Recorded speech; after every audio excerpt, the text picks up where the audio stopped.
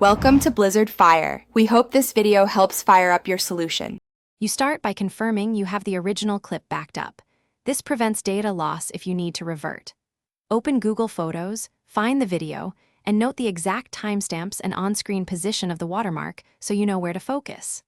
Once done, export or save a copy to device storage and install a lightweight editor that supports crop, blur, or overlay removal. These basic tools let you proceed without advanced software. Make sure you work on a copy, not the master file. Now edit the copied file. First try cropping to remove the watermark while preserving the frame. Adjust the aspect ratio to 16:9 or original to avoid distortion. If cropping cuts important content, switch to a selective blur or pixelate tool and apply it only to the watermark area across the affected timestamps.